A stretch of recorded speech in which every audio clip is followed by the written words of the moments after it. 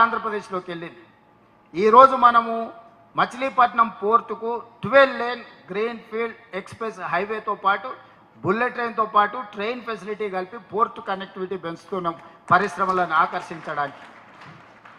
So ఇవన్నీ కార్యక్రమాలు ఈ రోడ్లు కానీ మెట్రో కానీ అదేవిధంగా మనము హై స్పీడ్ రైళ్ల గురించి వినడం, బుల్లెట్ ట్రైన్ల గురించి వినడం. జపాన్లో జనాలు బుల్లెట్ ట్రైన్లలో తిరుగుతారని మనం విన్నాం. మన దేశంలో నరేంద్ర మోడీ గారు గుజరాత్లో పెట్టుకురు, ఆ తర్వాత పూణే ముంబై ఏదో వేసుకుంటారు అని దూరంగా విన్నాం. మీ రాష్ట్రాలు చేసుకున్నవాడు మాకెందుకు ఏరని కేంద్రంతో కొట్లాడి ఇవాళ హైదరాబాద్ నుంచి బెంగళూరుకు ఎక్స్ప్రెస్ హైవేతో పాటు బుల్లెట్ ట్రైన్ కూడా మనం మంజూరు చేయించుకున్నాం. హైదరాబాద్ నుంచి చెన్నై వయా అమరావతి ఎక్స్ప్రెస్ హైవేతో పాటు బుల్లెట్ ట్రైన్ కూడా ఈరోజు మనం మంజూరు చేయించుకున్నాం. ప్రాథమికంగా ఒప్పుకున్నారు. వాటిని పేపర్ మీద కావాలని రేపు నరేంద్ర మోడీ గారిని కలిసి నువ్వు ఇస్తావా సస్తావా అని ఇలా మనం అడగనికి పోతున్నాం. ఎందుకంటే నువ్వు గుజరాత్కు తీసుకెళ్తున్నావు, నువ్వు గుజరాత్ ముఖ్యమంత్రి కాదు, ఈ దేశానికి ప్రధానమంత్రి. గుజరాత్కి ఏమేమి ఇచ్చినావో తెలంగాణ కూడా అవన్నీ ఇవ్వాల్సిందే.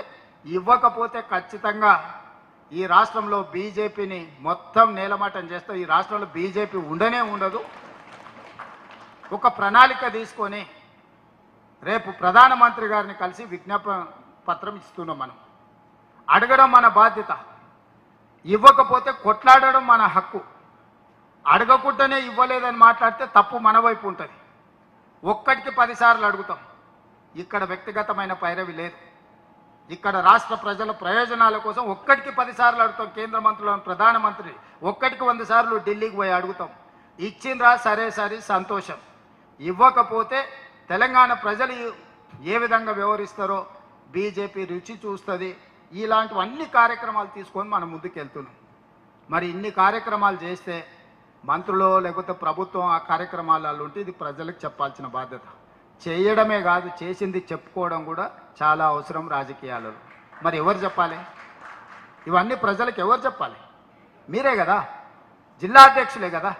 మీరు రాష్ట్ర అధ్యక్షులు జిల్లా అధ్యక్షులకు చెప్తారు, జిల్లా అధ్యక్షులు మండలాధ్యక్షులకు చెప్పాలి, మండలాధ్యక్షులు గ్రామాధ్యక్షులకు చెప్పాలి, గ్రామాధ్యక్షులు ఆ వార్డులో ఉండే అధ్యక్షులకు చెప్పాలి. ఇది మన స్ట్రక్చర్. ఇందులో మీరందరూ కష్టపడి పని చేయాల్సిందే. दीदी मैं एक सुझाव देना चाहता हूँ, ये सब लोग अभी नया जिम्मेदारी लिए 6 महीने इन लोगों को प्रोबेशनरी पीरियड रखो, क्योंकि कौन कैसे काम कर रहा है, कहाँ काम कर रहा है, कौन सी तरीका से ये काम कर रहा है. 6 महीने पूरा सबको हर महीने का रिपोर्ट ले लो. हर महीने का रिपोर्ट लेके 6 महीने के बाद कौन रहना कौन नहीं रहना, जब एक डिसीजन ले लो आप. और AIC secretaries and PCC president has to take a call on review on this. Even AICC ने गुजरात में जो जहां से शुरू किया वहां पर वो हर हफ्ते रिव्यू करते हैं. और अगर कोई भी जिला अध्यक्ष उसमें, वो आप तो 6 महीने बोल रहे हो, उन्होंने 3 महीने भी वेट नहीं किया. तेलंगाना में थोड़ा 6 महीने हमको करना है, मेरा भी मानना है, मैं आपसे सहमत हूँ. 6 महीने का समय देना. लेकिन एक बात ये भी है, जो आपकी भी मंशा है मेरी भी मंशा है, अगर हम किसी पद पर हैं और वहां काम नहीं कर पा रहे हैं तो इसका ये मतलब नहीं कि आपकी जरूरत नहीं है पार्टी को. लेकिन इसका मतलब ये है कि आप वो काम अच्छे से नहीं कर पा रहे हैं, आपको कोई और काम मिलेगा. लेकिन ये सही बात है कि आज जो राजनीतिक हमारे सामने परिस्थिति है उसमें हमको ये कड़े निर्णय करने पड़ेंगे, नहीं तो हम आने वाली चुनौतियों का सामना नहीं कर पाएंगे. तो वो बात सही है. 6 महीने हम सबको ऐसा मानना पड़ेगा कि हमारी परीक्षा है, उसमें हम पास होंगे तो हम 28 में भी पास होंगे.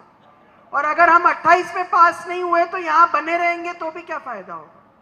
तो वो दिमाग में रख के हम सबको ये टारगेट अपने लिए लेना चाहिए. सही बात है, उसमें बुरा भी मानने की कोई बात नहीं. हम सबको साथ में ही 28 की चुनौती में पास होना है, वो हमारे लिए इंपॉर्टेंट है. 28 और 29 की चुनौती. 29 में अगर राहुल जी इस देश के प्रधानमंत्री नहीं बने तो मैं और आप जिला अध्यक्ष रहे, कुछ भी रहे, क्या फायदा होने वाला है. इसलिए ये परीक्षा हम सबको अपने लिए लेना चाहिए. इसमें मेरी सहमति है आपसे. ये तेलंगाना में सरकार बनाने के लिए नहीं आप लोगों को जिला अध्यक्ष बनाए, राहुल जी को इस देश में प्रधानमंत्री बनाने के लिए आप लोगों को जिम्मेदारी दी है.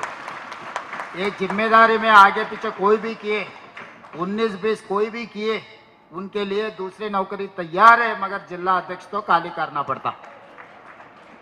क्योंकि मैं 3 साल काम किए। मैं मेरा वर्किंग प्रेसिडेंट उसी दिन बोले जिस दिन मैं जिम्मेदारी लिए 6 महीने के बाद, भाई 3 साल मैं काम करूंगा, 3 साल के अंदर एक असेंबली इलेक्शन एक पार्लियामेंट इलेक्शन 3 साल के अंदर आ जाएंगे।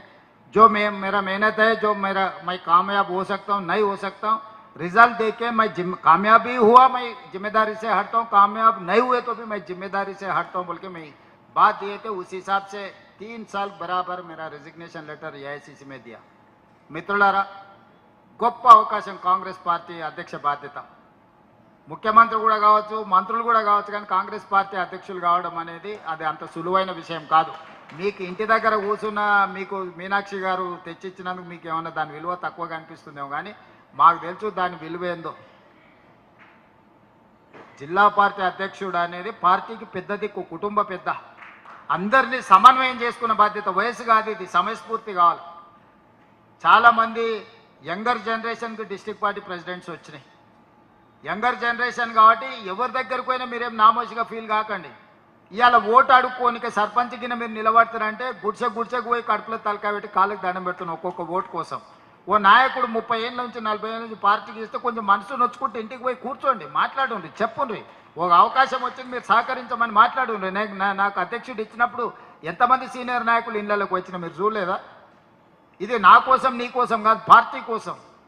పార్టీ అనేది అందరి ఆస్తి. 4 కోట్ల మంది, 1 కోటి పైగా ఓట్లేసిండు మనకు. 1 కోటి మంది కార్యకర్తలు నుండి 1 కోటి మంది జీవితాలతోని మనకు చెలగాడ మాదిరి అధికారం లేదు. ఇది ఒక పెద్ద బాధ్యత.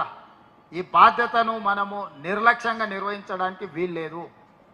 నేను అనుభవంతో చెప్తున్నా. నేను జిల్లా పరిషత్ మెంబర్ అయినప్పుడు ఇక ఇదే పెద్దది, ఇష్టం వచ్చినట్టు వ్యవహరిస్తా అంటే దానికంటే పైకి ఎదుగుండేవాడిని కాదు. ప్రతి సందర్భంలో రాజకీయాలు అనేటివి ఒడిదుడుకులు ఉంటాయి. మనం ఓటు చెప్తే ఇంకోటి చెప్పేటోళ్ళు ఉంటారు. రాజకీయంలో గేమ్ రూలే అట్లుంటుంది. నేను ఫుట్బాల్ ఆడడానికి పోయినా,